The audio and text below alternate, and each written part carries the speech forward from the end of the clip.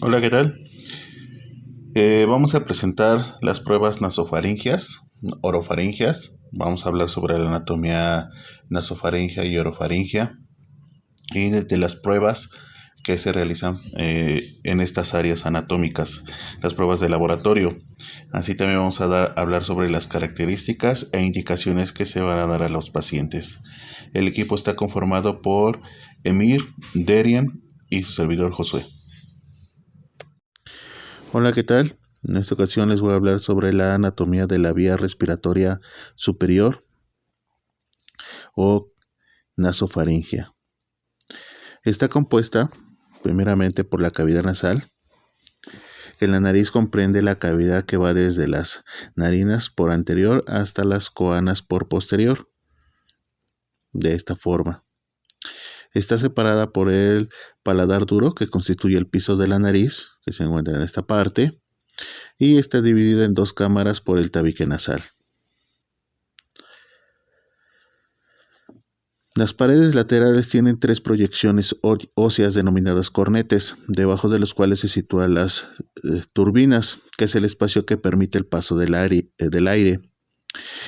Especialmente importantes son los cornetes inferior y su respectiva turbina, puesto que por este espacio y pegado al piso de la nariz se debe pasar cualquier dispositivo o instrumento que usemos con el fin de permeabilizar las vías aéreas o algún estudio de laboratorio. Luego tenemos muy importante el paladar duro, que se encuentra en esta región. Este es muy importante ya que va a dividir la cavidad nasal con la cavidad vocal. Continuando de superior a inferior, tenemos la epiglotis. Este epiglotis es una tapa o es una válvula. Es una pequeña tapa móvil por encima de la laringe que va a evitar que los alimentos y las bebidas entren a la tráquea. Esto es muy importante en el sistema respiratorio ya que esta va a funcionar como válvula para evitar que pasen los alimentos a la tráquea y se va a abrir para que pase el aire hacia los pulmones. Bien, y continuando con la anatomía, tenemos un poco más inferior a la laringe con las cuerdas vocales. La laringe y las cuerdas vocales tienen varias funciones, entre las cuales destacan principalmente que la laringe produce el sonido para hablar y las cuerdas vocales se mueven y se juntan para provocar un cambio en el sonido y en el tono de la voz. La laringe protege sus vías respiratorias cuando se traga. La epiglotis y las cuerdas vocales se cierran estrechamente cuando usted traga para evitar que la comida y los líquidos pasen a sus pulmones. Las cuerdas vocales se abren naturalmente al respirar, de manera que el aire puede entrar y salir de sus pulmones. Ya un poco más abajo tenemos a la tráquea. La tráquea es la vía respiratoria principal que conduce a los pulmones. La tráquea es un tubo de menos de 2.5 centímetros de diámetro y está cubierto por anillos cartilaginosos que se extienden desde la parte inferior de la laringe y desciende por detrás del esternón hasta que se ramifica en tubos más pequeños. Ya pasando a las estructuras posterior, tenemos a lo que es el paladar blando. El paladar blando, o mejor conocido como velo del paladar, es una estructura anatómica compuesta por tejido blando, principalmente músculos que cumplen funciones importantes en la fonación, articulando las palabras, la deglución mediante la fase bucal de la alimentación, permitiendo el paso del bolo alimenticio hacia la faringe. Este se va a encontrar por detrás o en la parte final de lo que conocemos como la boca. Continuando con la parte posterior, vamos a encontrarnos con la faringe. Que la faringe es un tubo que mide entre 12 y 15 centímetros de longitud y se extiende desde la base del cráneo hasta el nivel del cuerpo de C6. Está formado por tres músculos constrictores, superior, medio e inferior, que estos van a formar capas y al contraerse van a permitir el paso del bolo alimenticio. También va a comunicar por anterior, como ya lo habíamos mencionado, con la nariz, con la boca y la laringe, lo que permite dividirla en tres respectivos segmentos, que va a ser por la parte de la nariz la nasofaringe. Bien, la nasofaringe se extiende del tramo comprendido entre la base del cráneo y el paladar blando. Podemos apreciar el color verde, la base del cráneo, comunicada con el paladar blando. Hacia posterior con el nivel de C1 y por anterior se comunica con la cavidad nasal a través de las coanas. Tiene dos estructuras de suma importancia, que es la entrada del conducto auditivo a través de la trompa de Eustaquio, que se encuentra en la pared lateral, y los adenoides, que es un grupo de tejido linfoide presente en la pared posterior. Posterior a la nasofaringe tenemos la orofaringe. La orofaringe es parte de la faringe. Esta se va a comunicar con la boca y va desde el paladar blando hasta la punta del epiglotis. Hacia posterior están los cuerpos de C2 y C3 y hacia anterior se abre hacia la cavidad oral y toma contacto con el tercio posterior de la lengua. Lateralmente, las amígdalas y sus pilares. Está comprendida en la cavidad de la boca, la orofaringe, desde la base del paladar blando hasta la epiglotis aproximadamente. Se puede apreciar el color amarillo. Continuando con la parte final o la parte más distal de la faringe, tenemos a la hipofaringe o larigofaringe, que se constituye la porción más distal de la faringe y comprende los segmentos que están entre la punta de la epiglotis y el cartílago de la cricoides. La hipofaringe va desde el borde superior de la aritenoides hasta el nivel del cricoides, donde inicia el esófago. En toda su extensión, por la parte posterior se corresponde con el cuerpo de las vértebras de C4 a C6 y sin lugar a duda su estructura más importante es la apertura glótica. Y esta comprende toda esta parte, que la tenemos acá, la podemos apreciar en color azul, la apertura glótica. Las pruebas en el área nasofaringea son importantes para el diagnóstico de infecciones del aparato respiratorio. Son pruebas de laboratorio que se realizan para aislar e identificar microorganismos que pueden causar una infección en la garganta. Los principales microorganismos que podemos encontrar son Bordetella pertussis, que causa la tosferina, Neisseria meningitidis, que causa meningitis meningocócica, Staphylococcus aureus o Staphylococcus. Estos estudios nos lo indican los profesionales del área de la salud para buscar un agente infeccioso en vías respiratorias altas. Generalmente este tipo de infecciones son en un 85 a un 90% generados por virus y el resto son causadas por bacterias u hongos.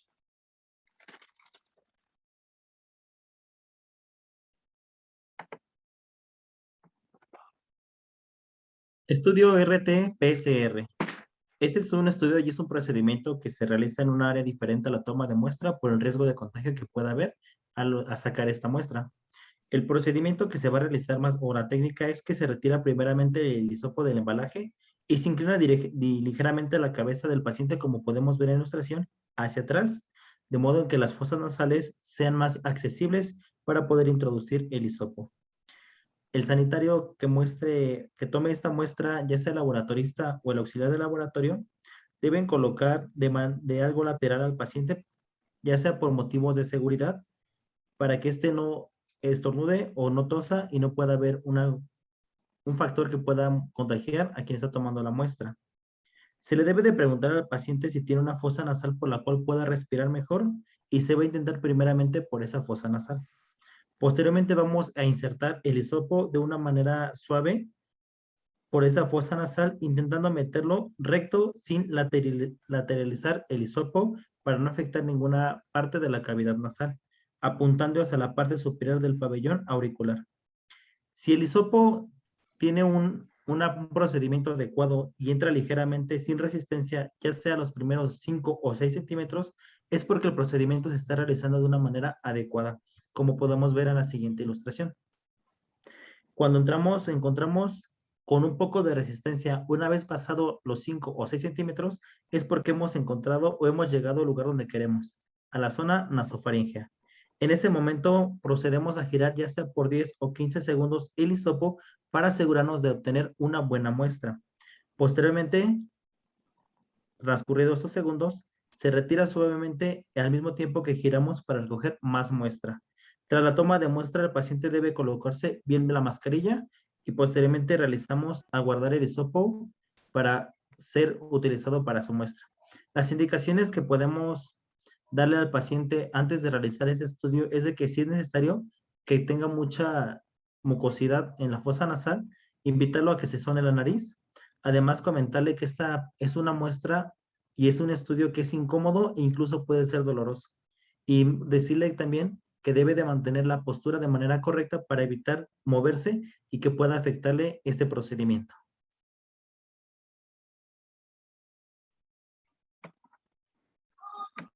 Cultivo nasofaríngeo.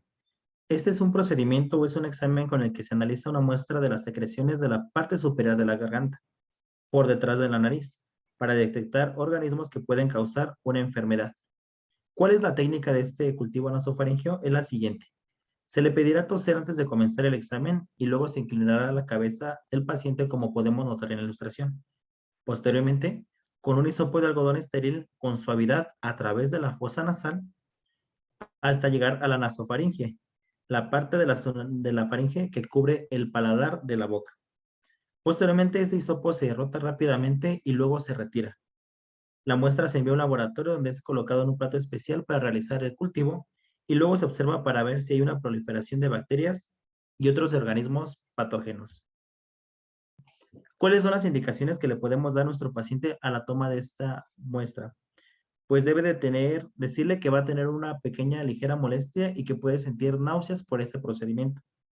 Además, mencionarle que no es necesario emitir algún medicamento o tomar otra indicación preanalítica, puesto que solamente se requiere que mantenga una buena posición y que siga las indicaciones de quien toma la muestra. Bien, continuando con los estudios, el cultivo de senos paranasales es la realización de análisis clínicos, tiene como propósito ofrecer al médico resultados confiables con el fin de prevenir, detectar y o diagnosticar alguna enfermedad de manera oportuna. El procedimiento y la técnica va a ser que estas se van a obtener por medio de aspirado del seno maxilar a través del ostium ampliado por la cirugía. Previo tiene que haber una septización del vestíbulo y tercio anterior de la fosa nasal con una torunda estéril y con alcohol puro. Esto es para prevenir o impedir la contaminación con flora habitual, siempre bajo la visión endoscópica a 30 grados. Por paciente se van a obtener 2 muestras. La primera muestra con torula estéril para el cultivo de microorganismos aerobios y hongos.